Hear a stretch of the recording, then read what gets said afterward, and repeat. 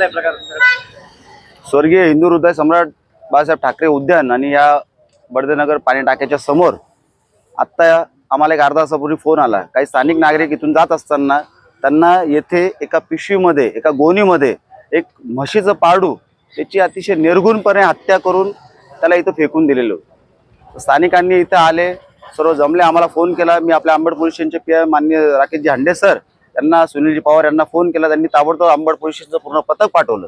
आमची या ठिकाणी हीच मागणी आहे की तुम्ही जर त्याचं ते बघाल, ती अतिशय क्रूर हत्या आहे। निश्चित जर पाळलेली म्हशीचं पिल्लू असतं, आम्ही पाळलेलं असतं, त्याचा विरोध आम्ही अंतिम संस्कार केला असता, त्याला विरोध त्याचं दफन केलं असतं।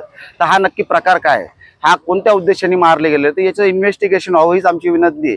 कारण मुक्या प्राण्यांना सुद्धा जीव असतो, त्याची अशा निर्घृणपणे हत्या होते, हे 100% निंदनीय।